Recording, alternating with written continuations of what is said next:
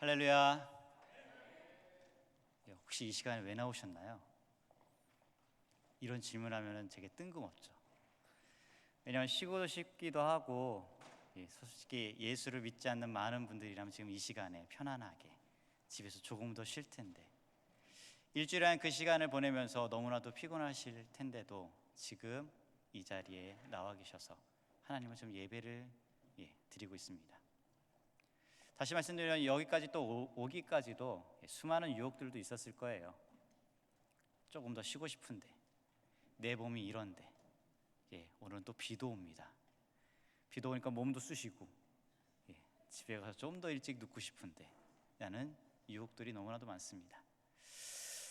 잠시 눈을 감고요, 한번 가장 내가 표현할 수 있는 가장 아름다운 표현들을 머릿속에 한번 그려보시기 바랍니다.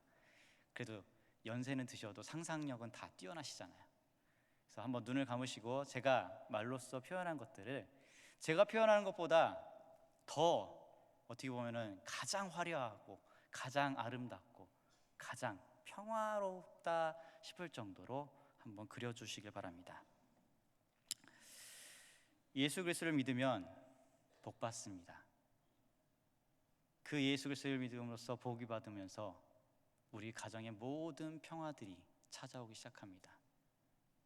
내 자녀의 건강 문제, 내 자녀가 공부하고 있는 모든 학업의 문제들, 또한 우리 남편 하고 있는 모든 사업들이 다 잘 되어가고 우리가 세상말로 말하는 다 형통해집니다.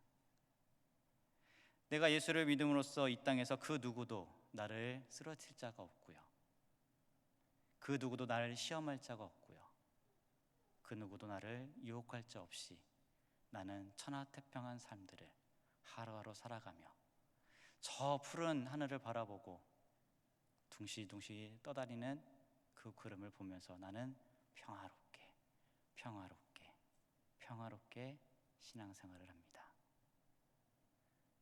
이것을 믿으십니까? 제가 이것만 얘기하면 저는 이단이 되어버립니다. 눈을 뜨셔야 됩니다. 우리 대부분 이걸 꿈꾸죠. 예수 믿으면 복 받는다. 예수 믿으면 지금 제가 얘기한 것처럼 모든 가정의 평화들이 이렇게 찾아올 것이다. 근데 제가 만약에 이것만 얘기를 한다면요, 저는 이단이 되어버립니다. 예수님은 그렇게 말씀하신 적이 없으십니다. 예수님께서는 그렇게 말씀한 적도 없는데 제가 그것을 마치 진짜인 것처럼 오직 신앙생활하면 모든 게 다 잘 되고 모든 게 다 평화롭고 이 땅에서 모든 사업들이 잘 된다고 얘기한다면 저는 이단이 되어버립니다. 왜 그러냐면 예수님은 그 말씀을 하신 적이 없으십니다. 어느 순간부터 우리는 신앙생활을 한다고 하지만 이걸 바라보고 있고요, 이걸 먼저 떠올립니다. 왜 신앙생활 하십니까? 라고 물어봤을 때 쉽게 대답은 합니다. 예수 믿고 천국 가려고요. 근데 실제로 우리가 이 땅을 살아가면서 기도의 모든 제목들을 보게 되면은 정말로 오늘도 예배드리면서 아니면은 우리가 기도하는 그 현장 가운데서 하나님, 제가 이 믿음을 지키기 위해서 이 말씀을 꼭 간직하고 내가 영원한 하나님 나라를 소망하면서 지금 부단히 노력하며 싸우며 이길 테니 하나님 나를 붙들어 주십시오라고 기도하신 분이 계신가요? 어느 순간부터 이 기도는 거의 없고요, 하나님 내 자녀가 이번에 뭐를 하니까, 우리 가정이 이러니까, 아니면 질병들, 문제들, 고난들이 이러니까 회복시켜 주십시오.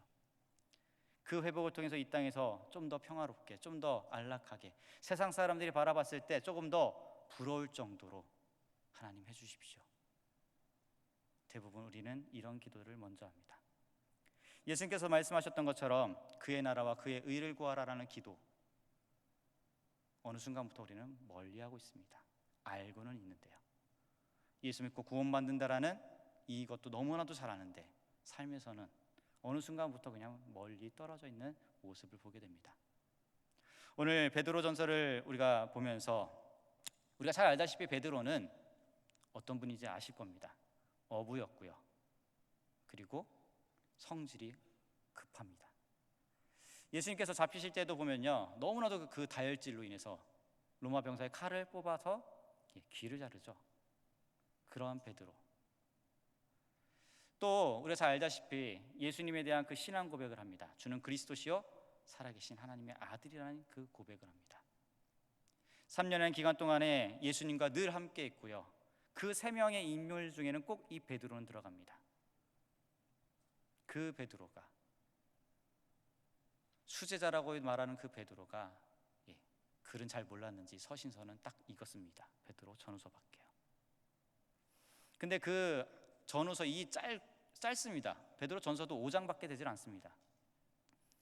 수제자였던 그가 하나의 서신을 쓰는데 그 서신의 내용을 아무거나 쓸까요?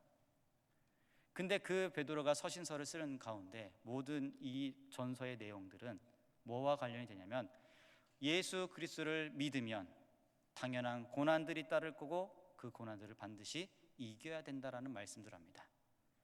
1장부터 5장까지 짧은 그 장수 안에 늘 이걸 반복합니다. 매 장마다요. 계속해서 고난, 역경들, 시련들, 이런 부분들을 얘기합니다. 우리가 피하고 싶은 것들을 계속해서 얘기합니다. 우리는 고난들 피하고 싶고요, 역경들 안 왔으면 좋겠고요, 그냥 조금 편안한 삶을 살고 싶었는데 베드로는 예수 그리스도를 믿는다라면 그 고난들은 마땅히 올 거다라는 말씀들을 하고 계십니다. 우리는 그동안 마치 신앙생활하면은 무슨 마술이 일어나는 것처럼 모든 게 한순간에 변화되면서 이 땅에서 정말 호화스럽게 아니면 낭만적으로 살아갈 것처럼 꿈꿉니다. 하지만 신앙생활은요, 현실이고요, 이 신앙생활은 절대로 낭만적으로, 감상주의가 절대로 아닙니다. 제가 여기서 현실주의라고 얘기한 거는 부단히 신앙생활은 우리들이 지금 부단히 싸워야 되고 지켜야 될 게 우리의 믿음입니다. 최근에 집에서도 가장 많이 보고 있는 요즘 애니메이션이 있습니다. 자녀들 때문에. 그리고 저와 함께 하신 분들에게는 필요하다면 이 영상을 다 공유도 해드리고요. 천루역정입니다. 근데 이 천루역정을 쭉 보게 되면요, 주인공이 그 길을 걸어가는 그 여정의 길들이 우리가 생각하는 신앙의 여정의 길과 전혀 다릅니다. 좁은 길을 걸어가기도 하고요, 수많은 유혹들이 그 앞에 놓여지기도 하고요, 무거운 짐도 지고 가고요, 그 가파른 언덕을 힘겹게 올라가고, 누군가는 계속해서 싸움을 걸기도 하고요, 죽음의 골짜기를 지나가는 모습들이 그 가운데 보여집니다. 천국에 이르는 모습을 보게 되면요, 마지막까지 천국문에 이르는 그때까지 이 주인공은 죽음의 강에 자기 목숨까지도 거기에 내어 던지는 그 시험을 또한 이겨야 됩니다. 기독교 안에서 가장 많이 팔린 책 중에 성경책을 제외하고서 이 천루역정이 가장 많이 팔렸습니다. 근데 그 천루역정의 내용이 베드로가 말씀하고 있는, 베드로 전서에서 말씀하고 있는 이 내용과 거의 비슷합니다. 베드로는 우리들에게 이걸 요구합니다. 예수 그리스도를 믿기 때문에 너희들에게는 반드시 고난이 따를 거다. 그런데 그 고난을 지켜야 되고 그 고난 가운데서는 기쁨을 또한 누리면서 살아가라라는 말씀들을 하고 계십니다. 마치 장밋빛으로 가득 찬 그림을 우리들에게 그리지 말라는 것처럼 말씀하고 있습니다. 우리가 잘 알고 있는 예수님의 말씀 가운데도 보면요, 마태복음 7장 14절에도 예수님께서 분명히 말씀하고 계십니다. 이 7장 14절에 보면은 생명으로 인도하는 그 문은 좁고 그 길은 협착하여 찾는 이가 적다라고 되어 있습니다. 예수님도 이 땅에 계시면서 많은 제자들에게 말씀하셨던 것 중에 너희들이 나의 길을 따라오면은 그 길은 넓은 길도 아니고요, 평탄한 길도 아니고 그 문도 넓은 문이 아니다라고 합니다. 하지만 세상 사람들은 이 넓은 길을 많이 찾고요, 나를 따르는 그 길은 좁고 협착하고 문은 좁기 때문에 찾는 자가 없다라고 되어 있습니다. 또 한편 잘 아는 성경 말씀 중에 마태복음 16장 24절부터 25절에 예수님께서 또 이렇게 말씀하십니다. 이에 예수께서 제자들에게 이르시되 아무든지 나를 따라오려거든 자기를 부인하고 자기 십자가를 지고 나를 쫓을 것이라. 누구든지 제 목숨을 구원코자 하면 잃을 것이요 누구든지 나를 위하여 제 목숨을 잃으면 그때서야 찾으리라 라는 말씀하십니다. 예수님께서도 제자들에게 따라오려면요, 십자가도 져야 되고요, 자기를 부인하는 삶들을 살아가야 된다는 것을 계속해서 말씀하십니다. 오히려 생명까지도요, 내가 그냥 이 목숨을 구원코자 내가 발버둥 칠 게 아니라 이 목숨을 바로 예수님을 위해서 우리가 내어 던져야 된다라고 말씀하고 있습니다. 이 예수님께서 분명히 이러한 말씀들을 하고 있는데 우리들은 어느 순간부터 되게 호화스러운 삶을 꿈꿉니다. 고난은 피하고 싶고요, 역경의 그 길은, 좁은 길은 나한테는 안 왔으면 하는 게 우리들입니다. 실제로 예수님께서 오병이어 사건을 통해서 많은 기적들을 보여준 가운데 오병이어 사건을 통해서 많은 무리들이 이제 예수님을 더 따르기 시작합니다. 근데 예수님은 그 많은 무리들이 예수님을 따를 때 예수님 그 자리를 빨리 회피하시고 도망가십니다. 왜 그러냐면 그 많은 사람들이 오병이어의 기적을 보면서 이제는 희망을 갖기 시작합니다. 흔히 말하면 우리도 이 땅에 살아가면서 먹을 걸 끊이지 않고 풍요로운 삶들을 살아가는 것처럼 그들도 예수가 우리와 함께하고 있다면 그 말도 안 되는 기적들을 나타내면서 우리를 배불리 먹이고 먹일 걸 남는 것처럼 저분이라면 우리의 삶의 모든 것들을 채워줄 수 있다라는 인간적인 생각으로 따르기 시작합니다. 그래서 그 무리들은 예수님을 따랐는데 예수님은 그 자리를 빨리 회피하십니다. 다시 말씀드리면 분명 우리가 걸어가야 될 길은 이런 길이 아닙니다. 이 땅에서 물론 때로는 하나님께서 목적을 두고 누군가의 부유한 부분도 주고요, 누구에겐 건강도 주십니다. 하지만 그것은 하나님께서 목적이 있으시기 때문에 주십니다. 우리는 어느 순간부터 한 사람의 그러한 성공 사례를 보면은 나도 예수님 믿으며 저 사람처럼 나도 저렇게 돼야지, 그걸 꿈꿉니다. 하나님께서 그분에게 원하는 목적이 무엇인지는 발견하지 못한 채 단순히 먹고 사는, 단순히 그냥 보여지는 것들, 이것들을 바라보면서 살아가는 게 대부분 우리들이었습니다. 초대교회 성도들의 모습을 보게 되면요, 이들은 늘 순환이나 고통이나 긴장에서 완전히 해방을 약속하는 무사태평한 종교로서 그들은 그때 신앙생활을 하지 않았습니다. 고통이 있으면, 핍박이 있으면 늘 그걸 견디면서 그 가운데 기쁨으로 살아갑니다. 반드시 베드로를 통해서 말씀하신 것 중에 하나는 반드시 우리들에게는 순환이 따르겠다라는 말씀들 하십니다. 그리고 그들이 그리스도 안에 계시된 하나님을 우리가 받아들이는데 받지 않는 사람들과는 반드시 이러한 대립이 일어날 수밖에 없다라고 얘기합니다. 오히려 하나님을 받아들였기 때문에, 우리가 오히려 크리스천이기 때문에 당연히 이 고난이 예상될 거다라는 것을 말씀하고 계십니다. 실제로 베드로전서 1장 6절, 2장 19절부터 21절, 3장 14절부터 17절, 4장 1절, 5장 9절 말씀에 보면 계속해서 매 장마다 고난과 고난과 고난, 그리고 예수님께서도 그 육체의 고난들을 이겨갔기 때문에 우리도 그와 같이 그 고난들을 우리도 감수해야 된다는 것들을 분명히 말씀하고 계십니다. 그러면서 베드로는 우리들에게 있어서 옛 사람을 벗어버리라, 옛 성품들을 벗어버리라 라고 말씀하고 있습니다. 아직도 내 안에는요, 아직도 우리 안에는요, 예수님을 믿지만은 이러한 옛 성품들, 옛 사람의 모습들이 너무나도 많습니다. 한 작가가 쓴 글 안에 보면요, 이렇게 되어 있습니다. 새로운 세계를 경험하기 위해서는 마치 자신을 지금까지 보호해주고 있었던 그런 알 껍질들을 그것을 깨트리고 나와야지만 새로운 세계를 볼 수 있다라고 얘기합니다. 다시 말씀드리면 이제 예수 그리스도를 믿는 우리라면요, 우리도 그동안의 옛 습관들의 모습을 따라가는 것이 아니라 그것을 깨어내고 벗어버리고 주님께서 말씀하신 대로 부단히 옛 성품을 벗어버리고 말씀을 의지하며 살아가는 우리들의 삶이 되어야 된다는 것입니다. 이것은 결코 쉽지 않습니다. 되게 모험적인 거고요, 도전적입니다.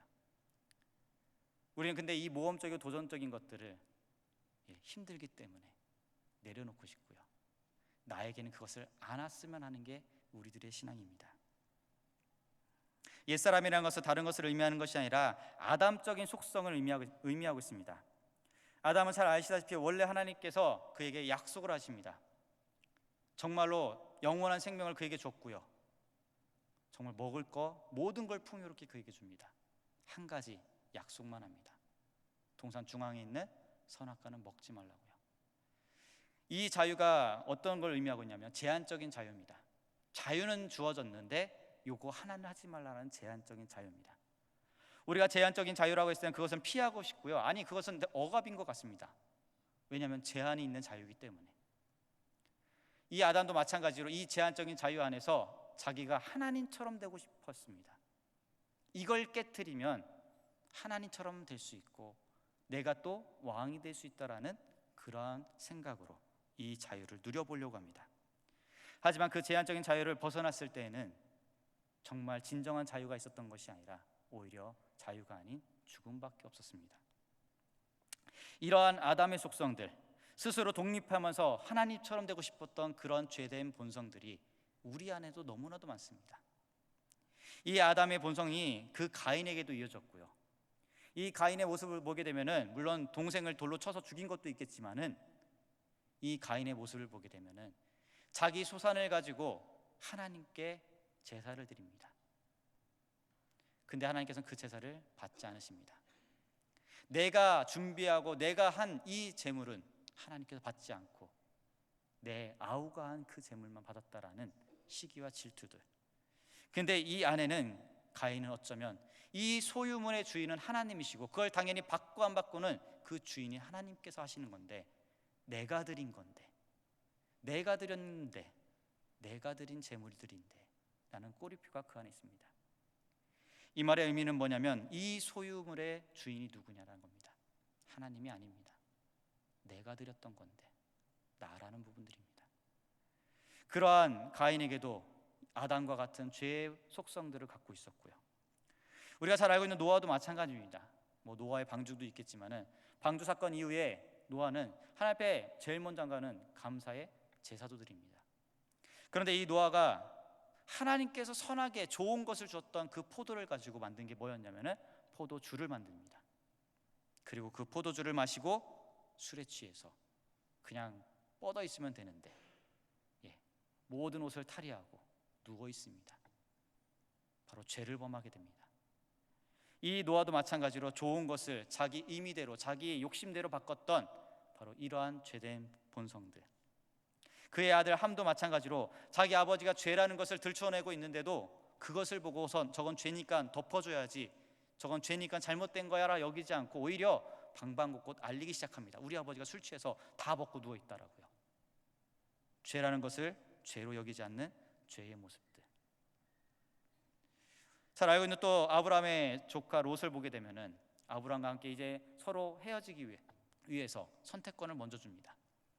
롯은 자기가 보기 좋은 것들을 먼저 추구하면서 다른 이들을 돌아보는 것이 아니라 육신적인 욕망으로서 소돔과 고모라 성을 선택하면서 바로 멸망의 길로 걸어가게 됩니다. 이뿐만 아니라 이스라엘의 모습도 보게 되면요, 하나님을 믿고 광야 생활을 걸어갔던 그들도 모세가 내려오지 않자 40일 동안 기다리다가 안 될 것 같으니까 금신상을 만들어보고 말도 안 되는 그 금신상을 가지고 하나님처럼 여깁니다. 이들 역시 만물의 주인 되시고 영원한 왕이신 그 하나님을 인정하지 않은 채 자신들 스스로가 왕이 되고 싶고 자기들 스스로가 무언가 이룰 수 있다라는 그러한 죄를 가지게 됩니다. 그래서 이 베드로는 우리는 예수 그리스도를 믿어도 이와 같은 죄의 본성들을 갖고 있기 때문에 이 아담의 속성들을 우리는 아직도 갖고 있기 때문에 옛사람의 성품들을 벗어버리라라고 분명히 말씀하고 있습니다. 아까도 말씀드렸지만 신앙생활은요, 낭만주의가 아니고요, 신앙생활은요 정말로 무언가 우리가 편안하게 여길 것이 아니라 내 안에 있는 죄로부터, 내 안에 있는 죄의 본성으로부터 날마다 싸워야 될 게 우리의 신앙의 노선입니다. 지금 베드로는 성도들에게 이걸 말씀하고 있습니다. 예수 그리스도를 믿고 살아가면서 모든 게 한번 마법처럼 변화되는 게 아니라 예수 그리스도를 영접한 우리들이 부단히 싸워야 된다는 부분들, 그게 나의 죄의 본성으로부터 싸워야 된다는 부분들입니다. 그것은 사울도 마찬가지였고요, 다윗도 마찬가지로 이러한 죄의 본성들은 갖고 있었습니다. 성경에 그러한 인물들, 놀라운 인물들도 이러한 죄의 본성들을 갖고 있었고 죄로부터 그들도 부단히 싸웠습니다. 그렇기 때문에 우리도 마찬가지로 하나님보다 안에 있는 자신을 바라보며 하나님의 뜻보다 자신의 뜻을 더 생각하는 사람이 돼서는 절대로 안 됩니다. 하나님의 뜻이 무엇인지, 하나님이 원하신 것을 무엇인지를 늘 간구하며 찾는 그러한 삶들을 바로 살아야 됩니다. 그래서 베드로전서 가운데는 옛 성품을 벗어버리라라고 1장 가운데 계속해서 말씀하고 있으며, 왜냐하면 신앙 공동체에 속한 사람들은 거듭났기 때문에 바로 옛 성품과 싸워야 된다는 것을 말씀하고 있습니다. 그리고 예수 그리스도에게 복종하기 위해서 하나님 아버지에게 택함을 받고 축복받은 사람이기 때문에 마땅히 우리는 이 성품들과 싸워야 된다는 게 바로 베드로가 말씀하는 성경입니다. 우리는 예수 그리스도를 믿었다고 해서 모든 것을 이제는 놓고 평안이 아니라 아직도 우리는 부단히 싸워야 됩니다. 이게 바로 베드로가 얘기하는 고난과 역경의 첫 번째입니다. 물론 외적으로 재해적인 고난도 있을 거고 질병적인 고난도 있겠지만은 우선적으로 이 부분을 얘기합니다. 이게 바로 고난이다라는 거. 내 안에 죄의 본성으로부터 계속해서 부단히 싸워야 된다는 바로 이러한 말씀들을 하고 있습니다. 우리는 때론 너무나도 하고 싶은 게 너무나도 많습니다. 갖고 싶은 것도 많고요. 그러면서 마치 이게 하나님의 뜻인 것처럼 가장하면서 그것을 할 때도 너무나도 많습니다. 그게 죄의 본성으로부터 나온지도 모르고서 그냥 그게 옳은 것처럼 살아갑니다. 우리의 성도의 길은요, 이것부터 먼저 꺾으시려고, 버리시려고 노력하셔야 됩니다. 요즘 아들을 보게 되면은, 원래 저번에도 말씀드렸듯이 저희 아들은 공룡을 엄청 좋아했었습니다. 근데 요즘 민망합니다. 어딜 가나 공룡을 보면 많은 사람들 앞에서 이렇게 얘기합니다. 마귀라고요. 그 공룡만 보면요. 정도 같았으면 좋겠는데 많은 사람들이 앞에 있는 그 속에서도 담대하게 그는 외칩니다. 마귀라고요. 왜 그러냐면 이 아이가 원래 공룡을 너무나도 좋아합니다. 근데 천루역정을 보고서 거기서 사단의 역할을 나온 게 용의 형상을 갖고 있고, 자기가 보기에 그 용의 형상이 뭐랑 똑같죠? 공룡과 너무나도 비슷합니다. 이거 마귀다라는 거예요. 그 누구도 우리가 아까 강요의 적관 알려준 것도 아닌데 그걸 보고 자기 스스로 판단하면서 공룡을 다 버렸습니다. 그런데 이 아이를 잠깐 보면요, 알아요. 자기 스스로 결론 내서 마귀라는 건요. 근데 그 안에는 아직도 꿈틀대요. 저거 한번 만져보고 싶고, 어딘가 들어갈 때 공룡의 울음소리가 나면은 그걸 듣고 싶어서 거기 가고 싶어 합니다. 그런데도 보면은 마귀다라고 합니다. 우리의 신앙생활도 마찬가지입니다. 한 번 버렸다고 해서, 한 번 놓았다고 해서, 한 번 예수 그리스도를 영접한 거에서 끝난 것이 아니라 아직도 부단히 싸워야 되는 싸움들, 죄의 본성들이 스물스물 나올 때마다 말씀으로써 그것을 계속해서 짓밟아가면서 우리들은 계속해서 거듭난 삶을 바로 살아가야 된다는 것을 의미하고 있습니다. 그러면서 이 베드로는요, 그리스도에게 복종하라 라고 말씀하고 있습니다. 그리스도에게 복종하라고요. 우리 복종이라는 단어는 되게 부정적으로 많이들 생각을 합니다. 왜냐하면 복종이라면 군대처럼 상사가 아무 토시도 못하고 그가 내리는 명령이라면 무조건 해야 되는 거. 근데 성경적에서 말씀하는 복종은 이런 의미를 또 갖고 있습니다. 복종한다라는 그 말에는요, 자기를 부인한다. 예수님께서 말씀하셨죠. 예수님을 따라오려면 자기를 부인하라고 말씀하십니다. 그게 성경에서 말하는 복종한다는 의미랑 비슷합니다. 그리고 자기를 겸손하게 하라라고 의미를 갖고 있습니다. 신앙인 우리들에게도 똑같습니다. 혹시 여기 내가 예수 그리스도를 영접한 장로님이고 권사님이고 지사님들이 계십니다. 근데 아직도 내 안에는 예수님을 영접했기 때문에 나는 육정, 정욕들 아니면 욕심들 없으신가요? 저만 있나요? 있으시잖아요. 자존심 있으시죠? 그 자존심만 건들면, 화도 안 냈던 분이 자존심만 건들면 불같이 성질을 내는 이런 모습은 아직도 우리들은 갖고 있습니다. 아직도 우리는 그러한 죄의 본성들을 갖고 있습니다. 그렇기 때문에 하나님의 말씀을 따르면요, 이 모든 것을 포기하지 않으면 불가능하다는 말씀입니다. 복종한다는 바로 이런 의미를 갖고 있습니다. 다 버려야 되고 오직 그분만 바라봐야 되고요, 우리의 모든 것들을 부인할 줄 아는 삶들을 바로 살아가야 된다는 것을 의미하고 있습니다.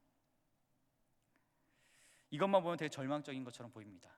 하지만 이걸 원하십니다. 매일매일 자기 자신을 그리스도에게 쳐서요, 늘 복종하는 삶들을 우리는 살아가야 됩니다. 자아 의지가 제멋대로 머리를 들고 일어날 때가 너무나도 많고요, 하나님께서 인생에 대해서 가지신 뜻과 목적을 우리는 그대로 순종하며 살아가야 되는데 그 모든 것들을 손상시키면서 우리는 또한 살아갑니다.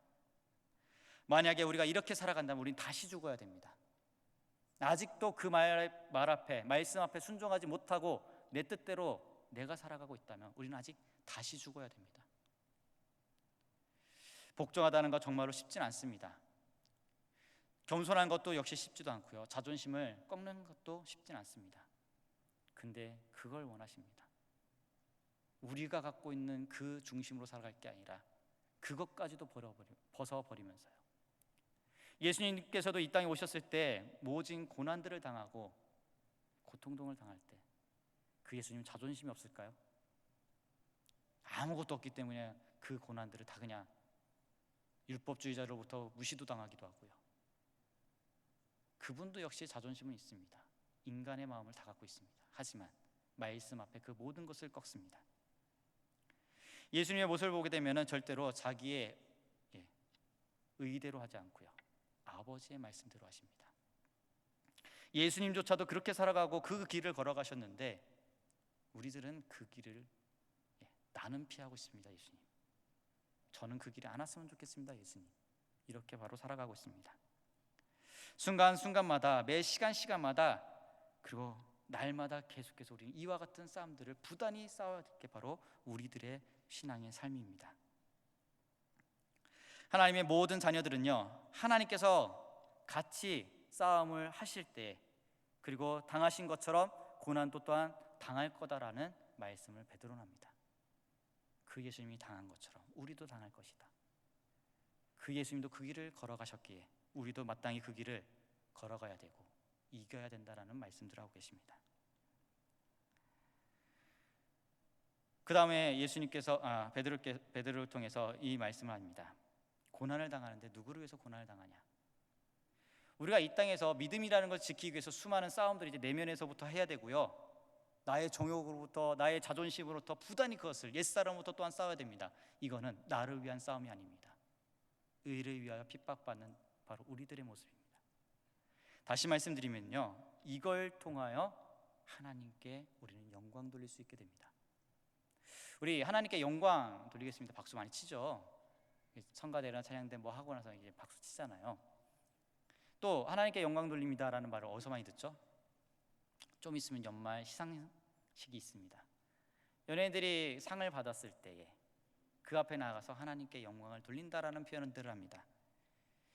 그럼 상을 받지 않으면요, 이건 하나님 때문에 못 받았습니다 합니까? 우리는 어느 순간부터 하나님을 믿는 그 신앙생활을 하는데 조건적이 되어버립니다. 뭔가 잘 되었을 때, 성공했을 때 그 은혜고 영광이라는 표현들을 많이 합니다. 근데 베드로전서 2장 12절 말씀에 보면요, 조금 특이한 말을 말씀하고 계십니다. 2장 12절 말씀에 너희가 이방 중에서 행실을 선하게 가져 너희를 악행한다 하고 비방하는 자들로 하여금 너희 선한 일을 보고 권고하시는 날에 하나님께서 영광을 돌리게 하려 합니다라는 말씀들 합니다. 베드로는 우리가 이 고난을 이겨나가고 싸우고 그렇게 싸우면서 그 하나님 나라에 가는 것 자체가 그분께 영광이다라는 표현들을 합니다. 내가 이 땅에서 뭘 얻지 않아도요, 내가 이 땅에서 좋은 것을 가지지 않아도 그냥 그 선한 싸움들, 믿음을 지키기 위해서 싸움만, 그 믿음을 지키기 위해서 부단히 노력하는 것, 그것만으로도 하나님께서는 영광 받으시겠다라고 하십니다.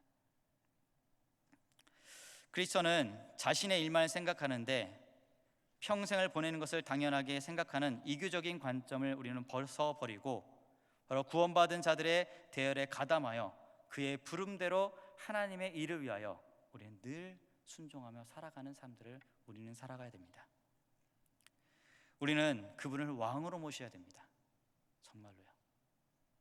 그분은 왕이기 때문에 우리는 당연히 그 왕 앞에 수종드는 삶을 살아야 되고 그 왕의 말에 우리는 명령에 늘 복종하는 삶들을 살아야 됩니다.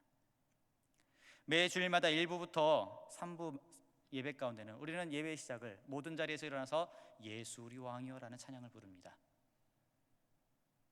2번을 반복해서 부르고 찬양을 끝나고 자리에 앉습니다. 끝입니다. 그분은 왕으로 찬양하고 살아가는 것, 삶으로 살아가시기 바랍니다. 그 짧은 순간에만 예수님을 왕으로만 모시지 마시고 정말로 삶에 있어 그분을 왕으로 모시기 바랍니다. 세상의 왕의 명령도 우린 지키려고 노력하는데 하물며 만왕의 왕이시고 만주의 주 되신 그분의 명령 앞에 우리는 순종하지 않고 지키지 않습니다. 지금 베드로를 통해서 원하시는 것은 바로 하나님 앞에 이 고난과 역경들이 있을 것이고, 너희 안에 죄된 그 본성들이 나올 것이고, 너희 안에 그러한 정욕과 욕정들, 수많은 자존심이 나올 건데, 그것을 다 내어놓고 그 왕의 명령 앞에만 복종하고 순종하라 합니다. 질문 하나 하겠습니다. 우상숭배 하시나요? 당연히 안 한다라고 하겠죠. 여기서 우상숭배 손들면 큰일 납니다. 사울이 전쟁을 치르다가 전쟁이 뜻대로 안 되고 블레셋에서부터 이제 패하기 시작합니다. 그래서 사무엘을 통해 제사를 드리면 이 전쟁에서 이길 것 같습니다. 사무엘이 빨리 와야 되는데 그 시간이 더디기 시작하고요, 더 시간이 지나면 이 군사들 다 도망갈 것 같습니다. 그래서 자기 임의대로 제사를 드립니다. 우리가 이걸 들으면 잘 아는 성경 구절이 하나가 떠오릅니다. 순종이, 잘 모르시는군요. 순종이 제사보다 낫다라는 말씀입니다. 혹시 그 다음 절은 아시나요? 그렇죠. 요것만 알아도 대단한 건데, 그 다음 절에 이렇게 말씀하고 있습니다. 사무엘이요, 순종하지 않는 것이 우상 숭배와 똑같은 죄를 범한 것이다 라고 표현하고 있습니다. 우리는요, 수많은 우상 숭배를 이미 지금 짓고 있습니다. 그 말 앞에 순종해야 되고, 그 말 앞에 늘 나 자신을 꺾으면서 나는 없이 그분을 위해서만 살아가야 되는데, 계속해서 나를 위한 삶들을 우리는 지금까지 살아가고 있습니다. 예수님께서도 이 의라는 부분들을 얘기합니다. 의로해야 핍박받는다라는 부분들을 얘기합니다. 그래서 우리는 주님의 이름을 위해서, 그리고 주님을 위해서, 주님의 영광을 위해서 우리는 늘 살아가는 삶들을 우리는 살아가야 됩니다. 늘 아시다시피 우리는 늘 세상 가운데는요, 사단은요, 늘 우리를 쓰러뜨리려고 합니다. 살아계신 하나님을 믿는 것처럼 악의 존재도 실존합니다. 하나님만 실존하는 게 아니라 악도 역시 실존하고 있습니다. 근데 이 사단의 주된 역할은 다른 것이 아니라, 솔직히 말하면 우리가 여기에서 병드는 거, 우리가 여기에서 쓰러지고, 우리가 그냥 여기에서 조금 더 실패한 거, 여기에 관심 있지 않습니다. 이것보다 더 큰 계획을 갖고 있습니다. 하나님의 계획을 무너뜨리려고 하는 게 사단의 역할입니다. 하나님은 우리들에게 하나님의 백성들로 만들기 위해서 구원의 계획들을 펼쳐놓으셨습니다. 이걸 방해하는 게 사단입니다. 근데 잘 아시다시피 이 사단은요, 우리보다 더 영악합니다. 우리보다 더 지혜롭습니다. 우리의 힘으로 이 사단은 이길 수 없습니다. 베드로는 이 베드로 전설을 통해서 이 악에 대한 실존도 얘기하고 있고요, 이 악으로부터 우리를 늘 지켜야 된다라고 합니다. 잘 아시다시피 이 악에 대한 유혹은요, 우리가 잘 알고 있는 이 베드로도 역시 있습니다. 마태복음 16장에 보면은 우리가 잘 아는, 예수님께서 야, 저 사람들이 나를 뭐라고 얘기하냐, 이렇게 선생님이다 뭐 이런 얘기도 쭉 합니다. 그럼 너희들은 나를 누구라고 하느냐? 베드로가 그 앞에서 고백을 합니다. 주는 그리스도시요 살아계신 하나님의 아들입니다. 이 믿음의 고백을 반석을 해서 교회를 세우겠다라고 예수님께서 말씀하십니다. 그런데 성령을 통해서 이 고백을 한 그 베드로, 어떻게 보면 지금 영적으로 되게 충만합니다. 성령을 통해서 그분이 누구이다라는 신앙을 고백을 합니다. 마태복음 16장 그 다음을 넘어가면 바로 하나 또 일이 일어납니다. 예수님께서 십자가를 지겠다라는 그런 말씀을 하십니다. 그때 베드로가 무슨 말씀입니까? 제가 지켜드리고 맡겠습니다라고 합니다. 잘 아시다시피 그 다음에 예수님께서 하신 말씀이 이 말씀하십니다. 사단아 물러가라라고 합니다. 앞에 보면은 얼마 불과 지나지도 않은 그 상황 속에서 이 두 기사가 같이 기록되어 있습니다. 영적으로 우리가 가장 충만했다라고 표현하는 그때, 우리가 세상적으로 또한 여기 교회 안에서도 그 가치관에서 가장 축복받았다라고 하는 그때 조심할 게 뭐냐면, 사단은 또한 그것도 노립니다. 사단은 늘 하나님으로부터 우리를 떨어뜨리려고 부단한 노력들을 합니다. 그러기 위해서 우리를 깨달아야 될 것 중에 하나는 악한 영이 실존하다는 것을 늘 잊지 말고 살아가야 됩니다. 이 베드로전서 5장 8절에 보면요, 베드로가 이런 말씀합니다. 근신하라, 깨어라. 너희 대적 마귀가 우는 사자같이 두루다니며 삼킬 자를 지금 찾고 있다라고 분명히 경고하고 있습니다. 사단은 우리를 넘어뜨리려고 그렇게 헤매고 있는데, 그러면 우리도 부단히 깨어 있어야 되고 근신하고 지킬 것들을 노력해야 됩니다. 이 싸움들을 부단히 싸워야 된다는 것을 바로 의미하고 있습니다. 우리는 대부분 이런 얘기를 합니다. 시험 들었다고요. 신앙생활 하다 보면 누구 때문에, 어느 성도님 때문에, 아니면 죄송합니다, 교역자도 될 수도 있고요. 그런 모습 때문에 시험 들었다라고 얘기합니다. 학교에서도 시험도 다 치러 보셨죠? 그 시험은 피하고 싶은데 피할 수가 없습니다.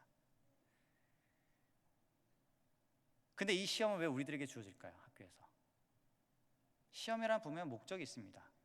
더 성숙하게 하기 위한 게 바로 시험입니다. 내가 신앙생활을 하다가 누구 때문에 시험 들었다, 시험이다라고 했을 땐 그것을 피할 게 아니라 내가 이겨나가야 될 게 바로 시험입니다. 피할 건 딱 하나가 있습니다. 사단의 유혹이요. 우리를 넘어뜨리기 위해서 수많은 꾀들을 짜고요. 그리고 그 꾀를 통해서 하나님부터 멀게끔 하는 게 사단입니다. 시험이 오면요, 부딪히고 싸우시기 바랍니다. 우린 대부분 피하죠. 교회를 떠나거나 그 시험은 거기 가도 또 있습니다. 그분의 신앙의 성숙을 위해서요. 부단히 우리는 이 말들을 기억하시면서 신앙생활을 분명히 다시 한번 점검하시고, 늘 깨어서 어쩌면 늘 긴장도 해야 되고요. 이 삶이 바로 고난의 삶이다라고 얘기하고 있습니다. 근데 우리는 이걸 자꾸 잊습니다. 이것들로부터 늘 싸움들을 해야 되는데, 준비해야 되는데, 이걸 자꾸 잊고 살아가는 게 바로 우리들입니다. 사단은 영광과 매력과 위대함이 들어있다라고 화려한 선물들을 우리들에게 보여주고 있습니다. 근데 거기에는 생명은 없습니다.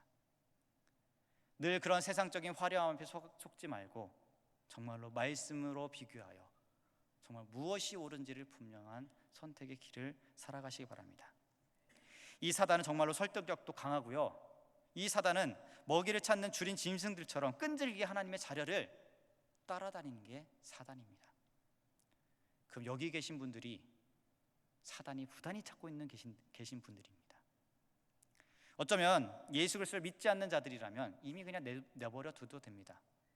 하나님 계획으로 더 멀리 떨어져 있기 때문에. 근데 우리는 그 계획을 믿고 있기 때문에, 그 하나님을 믿고 있기 때문에 사단은 부단히 우리를 쓰러뜨리려고 바로 노력을 합니다. 잘 아시다시피 예수님께서도 성경에는 시험이라는 부분들을 치르십니다. 40일 동안 사역을 시작하기 전에 금식 기도를 하십니다. 어떨까요? 40일 동안 금식 기도한다면요. 우리 자꾸 배고픔에 자꾸 눈이 꽂힙니다. 40일 동안 금식했기 때문에. 모든 걸 절제하고 지금 기도만 했다라고 한다면 그분의 영적 상태가 정말로 이루 말할 수 없는 상황입니다. 그런데 그 다음에 바로 사단이 와서 유혹하기 시작합니다. 근데 그 유혹 앞에 이긴 예수님의 모습을 보게 되면 말씀으로 우리의 싸움도 마찬가지입니다. 우리가 갖고 있는 지혜로 그 사단을 이길 수 있냐? 없고요. 말씀으로밖에 싸울 수밖에 없습니다. 부단히 하나님의 말씀과 함께하며 그 말씀을 믿고 그 말씀대로 살아가며 말씀을 선포하는 사람들이 바로 우리의 삶이 되시길 바랍니다. 오늘 이 베드로전서, 이 내용은 바로 이러한 내용들을 담고 있습니다. 성도라면, 마땅히 성도라면 하나님의 진리를 받았기 때문에, 하나님의 진리를 가지고 있기 때문에 세상 사람들과 멀어질 수밖에 없고요, 세상 사람들로부터 손가락을 당할 수밖에 없습니다. 난 진리를 갖고 있는데 안 그런데요, 세상 사람과 너무 똑같이 잘 지내는데요. 다시 한번 보시기 바랍니다. 세상의 가치관으로는요, 이 진리를 받아들일 수가 없습니다.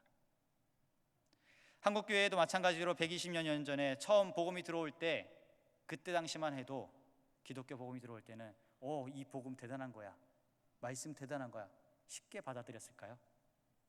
그때 당시 한국 땅에는 유교 사상이 모든 걸 지배하고 있습니다. 근데 복음이 퍼지면서 가장 훼손되는 게 이 유교 사상입니다. 수많은 믿음의 선조들이 믿음을 지키기 위해서 단두대에서 목이 자르고요, 수많은 피를 흘렸습니다. 처음 복음이 접해질 때 진리라는 그 앞에 세상적 가치관은 거기에 부딪히기 시작합니다. 아직도 선교지에서 복음을 믿지 않는 자들에게 복음을 전하는 선교사님도 마찬가지로 목숨을 내놓고 이 진리를 가졌기에 이 진리만을 선포하며 자기 목숨을 내놓고 싸웁니다. 받아들이는 데 있어서 옛 성품과 옛 가치관, 잘못된 그런 우상들로 가득 찬 사람들에게서는 이것을 쉽게 받아들일 수가 없습니다. 오늘날 우리도 마찬가지죠. 신앙생활이 이제 힘들어지기 시작합니다. 성평등으로부터 시작해서 온갖 법으로 모든 것을 억압하는데 거기에 우리가 지금 있습니다. 한가운데 우리는 이제 그 세상적 가치관으로부터 늘 싸워야 되고요. 왜 너희들만 이래? 너희들만 왜 달라? 너희들만 왜 안 바꿔? 라는 그런 말들을 들어가면서 우리는 부단히 이 진리를 지키는 싸움들을 바로 싸워야 됩니다. 베드로는 또한 이와 같은 것도 얘기합니다. 그 진리가 있기 때문에 그 진리 자체만으로 너희들은 세상으로부터 이와 같이 멸시와 천대를 당할 수밖에 없을 것이다 라고 말합니다. 베드로가 솔직히 이 서신서를 통해서 자기가 어떤 처지에 있는지, 또한 이 편지를 읽는 사람들이 어떠한 처지에 있는지는 명확하게 얘기하지 않습니다. 하지만 이 서신을 통해서 이것은 분명하게 얘기합니다. 하나님의 교회는 시련과 역경 중에서도 용기를 계속해서 얻을 것이고 마침내 그것을 잘 감당해 나갈 수 있다라는 것을 바로 의미하고 있습니다. 하나님의 이 말씀이 사람들에게 들려졌을 때 세상이 주지 못하는 평안과 기쁨과 소망들을 우리는 가지면서 살아갈 수 있다는 것을 바로 말씀하고 있습니다. 이것이 있기 때문에 우리는 바로 이 싸움들을 마땅히 싸우면서 즐거운 가운데서 살아갈 수 있다는 것입니다. 아까도 말씀드렸듯이 의를 위하여 당하는 핍박입니다. 이 핍박은 나를 위해서가 아니라 하나님께 영광이라는 바로 핍박입니다. 바울은 이 핍박을 이기기 위해서 뭐라고 말씀하고 있냐면 그리스도 안에서 바로 있는 사람에게 이것은 주어진 거다라고 합니다. 우리가 이 의의 핍박을 즐거움으로 이길 수 있는 방법은 단 하나입니다. 그리스도 안에, 예수 그리스도 안에 우리는 그 안에만 있어야 됩니다. 예수님께서도 성경 말씀 가운데 보면 이런 말씀입니다. 의를 위하여 핍박받는 자는 복이 있나니라고 합니다. 의를 위해서 핍박받는 자는 복이 있다. 근데 그 다음에 보면 또 이렇게 말씀하십니다. 천국이 바로 저희 것이다 라고 말씀하십니다. 분명히 예수님께서는 이 신앙생활은 의를 위해서 핍박을 당할 거고 그 핍박을 이겨나가면 너희들이 복을 받을 것이고 천국이 너희 것이 될 수 있다라는 놀라운 말씀들을 하십니다. 기뻐하고 즐거워하라. 하늘에서 너희 상급이 크다라고 말씀하고 계시고 너희 전에 있던 선지자들 역시 이것을 바로 이 같은 핍박들을 받았다라고 합니다. 믿음의 선지자들 역시 이 믿음을 지키기 위해서 이 진리를 갖고 있는 것 자체만으로도 수많은 핍박들이 있었다라고 이야기합니다. 지금 베드로 예수님의 수제자입니다. 어떻게 보면 우리는 잘 아시고 그 베드로가 무식하다라고 할 수도 있습니다. 배운 거 별로 없고요. 어부라는 직업을 가지고 있었고요. 근데 그 베드로가 그 길지도 않은 서신 하나를 쓰면서 그 내용의 모든 내용은 우리는 핍박을 당할 수밖에 없는 존재다라는 것입니다. 복음을 접했기 때문에 그 복음을 믿기 때문에 그 고난들이 따를 수밖에 없는 게 우리의 삶이다라고 얘기합니다. 하지만 그 삶은 우리가 이 땅에서 비교할 수 없는 영원한 하나님 나라와 거기에서 맛볼 큰 기쁨들이 우리 가운데 있기 때문에 그 고난들을 즐거워하며 그 역경들을 마땅히 받아들이면서 이 땅을 걸어갈 수 있다라고 바로 말씀하고 있습니다. 오늘 읽은 성경 말씀에 보면은 이렇게 말씀하십니다. 7절에 1장 7절에 너희 믿음의 시련이 불로 연단하여도 없어질 금보다 더 귀하여 예수 그리스도에 나타나실 때 칭찬과 영광과 존귀를 얻게 하려 함이다라고 분명히 말씀하고 있습니다. 이 고난들은 다른 것이 아니라 그 예수 그리스도께서 나타나실 때 재림하시고 함께할 때 우리들은 이루 말할 수 없는 칭찬과 영광과 존귀를 우리들에게 주겠다라고 분명히 말씀하고 계십니다. 이 땅의 것은 비교할 수 없습니다. 이 땅에서 비교할 수 없는 놀라운 기쁨들, 영원한 기쁨들을 우리들에게 주겠다라고 말씀하시는데 우리는 당연히 이 잠깐인 것을 이겨나가시길 바랍니다. 수많은 유혹으로부터 나 자신의 죄된 속성으로부터 우리를 지켜야 되고 끝까지 선한 싸움들을 싸우는 저와 여러분이 되길 바랍니다. 찰리 역전의 애니메이션, 그것을 책으로 보면 좋겠지만 책은 잘 안 읽습니다. 모든 분들이 애니메이션을 좋아하더라고요. 그걸 보면 부단히 싸웁니다. 믿음의 길을 걸어가는데 그 곁에 수많은 유혹들이 있고요, 걸러 넘어지고 자신이 봤을 때는 이 길이 빠른 길인 것처럼 걸어갔는데 그 길이 정답이 아니고요, 마지막 죽음의 강에 놓였을 때 여기 빠져들면 내가 죽을 것 같은데 라는 그 강을 비로소 건너야 영원한 하나님의 나라에 들어갑니다. 어쩌면 한국교회 그리고 많은 성도분들이 신앙생활을 할 때 우리는 이걸 잊고 있지 않냐라는 부분들입니다. 너무 한쪽에 치우쳐서 내 삶의 안락하고 풍요로운 부분들, 평안이라는 그 좋은 것들만 바라보면서 우린 살아오지 않았나라는 부분들입니다. 근데 또 한편 베드로를 통해서 분명히 경고하고 말씀하고 계십니다. 지켜야 된다고요, 싸워야 된다라고요, 고난이 있다라고 말씀하고 계십니다. 저와 여러분이 이 싸움을 이기시면서 정말로 말씀하신 것처럼, 예수님께서 말씀하고 베드로가 말씀하셨던 것처럼, 하나님께서 또 말씀하셨던 것처럼 이 싸움을 이기면서 영원한 천국에 이르기는 저와 여러분이 되기를 간절히 소망합니다. 우리는 때로는 예수 그리스도를 믿었다라는 것을 모든 것을 끝내려고 합니다. 예수 그리스도를 믿었기 때문에, 이 고백했기 때문에 난 다 끝났어라고 우리는 살아갑니다. 솔직히 예수 그리스도 믿는다라는 거, 여기 모태 신앙도 계시겠지만 누군가 복음을 전했고 누군가 복음을 전했다 이렇게 얘기합니다. 예수 믿으면 구원받을 수 있고 예수 믿으면 복받을 수 있어. 간단하죠. 예수 믿으면 다 돼요. 막상 신앙생활 쉽지 않습니다. 내 안에 부단히 싸워야 될 것이 너무나도 많고요, 이걸 믿음 자체 이 하나 지키는 것만으로도 이건 결코 쉬운 문제들은 아닙니다. 하지만 싸워야 될 거고요, 회피해야 될 게 아닙니다. 이 싸움을 싸우며 나가는 저와 여러분이 되기를 간절히 소망합니다. 기도하시겠습니다. 사랑의 하나님, 감사드립니다. 하나님, 예수 그리스도를 믿고 성도로서 또한 신앙생활로서 걸어가는 그 길 가운데 우리들에겐 수많은 유혹들이 너무나도 많습니다. 내 안으로부터 또한 나온 죄의 본성들이 그 예수님의 말씀, 하나님의 말씀을 듣지 않게 하려고 하고 자꾸 하나님으로부터 멀리하게끔 합니다. 때로는 이 모든 것이 축복이라 여기면서 우리는 그것을 즐기며 또한 살아갈 때가 또한 너무나도 많습니다. 하지만 그 가운데 이걸 통하여 유혹하는 사단도 역시 있습니다. 늘 깨어서 우리가 기도하며 늘 깨어서 이 믿음을 지키기 위해 부단히 그 말씀을 붙들며 살아가는 우리 모두가 되게 하여 주시옵고, 이 땅에서 이 고난, 이 고통 등은 분명히 말씀하셨습니다. 잠깐이라고 하셨습니다. 또한 이것을 이겨나야 더 큰 기쁨이 있다라고 말씀하고 계십니다.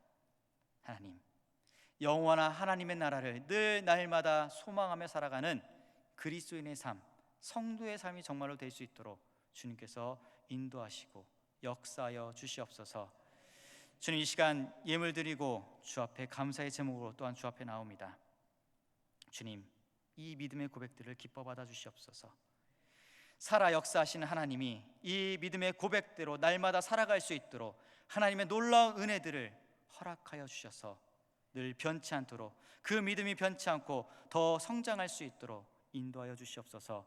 주정원금 또 1,000번째 예물까지, 그리고 주님 11조까지 주 앞에 올려드립니다. 주님이 우리의 주인이시고 주님이 우리의 왕이다라는 믿음의 고백으로서 10분의 1을 믿음으로써 드리오니 하나님 삶 가운데 역사하여 주시옵소서.